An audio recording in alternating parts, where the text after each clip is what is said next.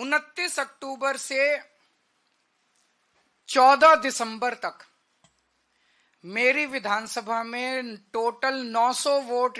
सुबह शाम की चक्री में पिसती रहती है दिन भर। माहवारी की पीड़ा हो या बीमारी की तकलीफें, किस्मत का लिखा है शायद, ये सोच के सब सह जाती है। मुख्यमंत्री भगवंत सिंह मान महिलाओं की इस पीड़ा को समझते हैं, इसलिए पंजाब के हर जिले में आयोजित हो रहा है महिलाओं के लिए फ्री हेल्थ कैंप, जहां उन्हें मिलेगा बेहतरीन परामर्श और इलाज, ताकि महिलाएं रहें पूर्ण रूप से स्वस्थ।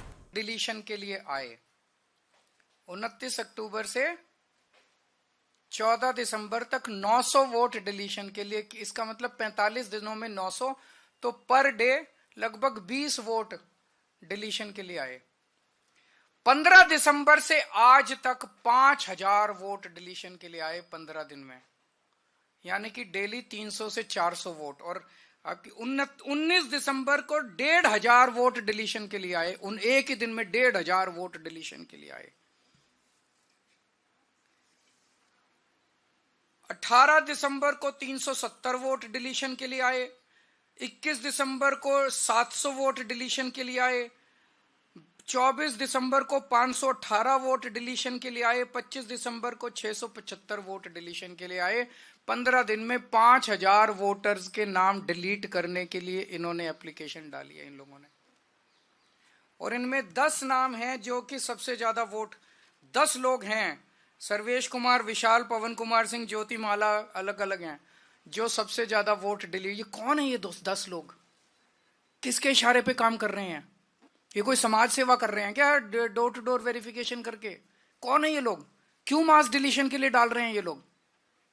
कोई समाज सेवा तो कर नहीं रहे। किसके इशारे पे काम कर रहे हैं ये लोग? फिर हमने वेरीफाई किया कि वाकई ये लोग डिलीशन के लिए, हमने 500, इन्होंने जो एप्लीकेशन डाली थी 500 लोगों का वेरीफाई किया, जिसमें 408 अपने रेजिडेंस पे रह रहे हैं 20-20, 30-30 साल से। इसका मतलब गलत मौजूदा वोटर्स के नाम डिलीट किए जा रहे हैं। जो लोग एग्जिस्ट करते हैं उनके नाम डिलीट किए जा रहे हैं।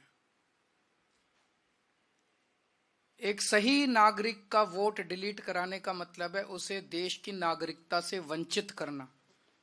वो भारतीय नागरिक नहीं बचता। वोट ही तो अपना नागरिकता का प्रमाण है। वो नागरिकता से उसको वंचित कर रहे हैं, उसको सरकार से मिलने वाले सारे बेनिफिट से वंचित कर रहे हैं। अब कानून ये कहता है कि अगर किसी भी विधानसभा में 2% से ज्यादा वोट डिलीशन की एप्लीकेशन टोटल आती हैं, तो वो फिर बीएलओ को नहीं दी जाएगी वेरिफिकेशन के लिए, बूथ लेवल ऑफिसर को नहीं दी जाएगी। वो ईआरओ, रिटर्निंग ऑफिसर जो है, रिटर्निंग ऑफिसर पर्सनली विजिट करेगा एक एक घर को और वो वेरीफाई करेगा। और मैं चीफ इलेक्शन कमिश्नर साहब का शुक्रिया अदा करना चाहता हूं। उन्होंने आदेश निकाले हैं कि अब जो वेरिफिकेशन होगा वो सारी पार्टियों के एजेंट्स के रिप्रेजेंटेटिव्स की मौजूदगी में होगा। तो ईआरओ से हमने चिट्ठी लिख के बोला है, हम चिट्ठी की कॉपी अभी आप लोगों को सर्कुलेट कर देंगे। हमने ईआरओ को कहा है कि ये जितनी डिलीशन की 5000, केवल 5000 नहीं 900 पहले आई थी, तो लगभग 6000 एप्लीकेशंस जो पिछले 2 महीने में आई हैं डिलीशन की, ये सारी की सारी एप्लीकेशंस पर्सनली उनको, एसडीएम को पर्सनली जा जाके वेरीफाई करनी है हम लोगों की मौजूदगी में, वरना एक भी नहीं होनी चाहिए, ये कानून है। इसके अलावा जो एडिशन की एप्लीकेशंस आई हैं, जैसा मैंने आपको बताया कि 1,06,873 वोट हैं। 29 अक्टूबर से लेके आज तक 10,000 नए एडिशन की एप्लीकेशन आई हैं, जिसमें से 29 अक्टूबर से 14 दिसंबर तक 2700 और 15 दिसंबर से अभी तक 7,500 एप्लीकेशन एडिशन की आई है नए वोटर बनाने की। इतने वोटर कहां से आ गए? जब इलेक्शन कमीशन 2 महीने तक उन्होंने डोर टू डोर करके सारी वेरिफिकेशन करी थी, तो 10,000 नए, 10% नए वोटर कहां से आ गए नई दिल्ली विधानसभा में एकदम से 15 दिन में?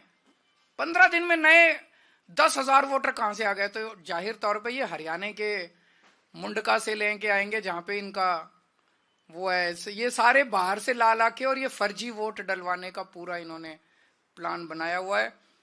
एक घर है जिसमें 47 वोट मिले हैं। एक घर है जिसमें 22 वोट मिले हैं एडिशन के लिए, और जब जाके देखा तो वहां कुछ भी नहीं था। तो सब फर्जीवाड़ा चल रहा है। इसमें भी कानून ये कहता है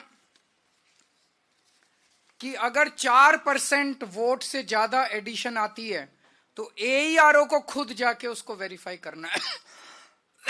BLO की वेरिफिकेशन नहीं चलेगी। एक वोट की एडिशन जो है AERO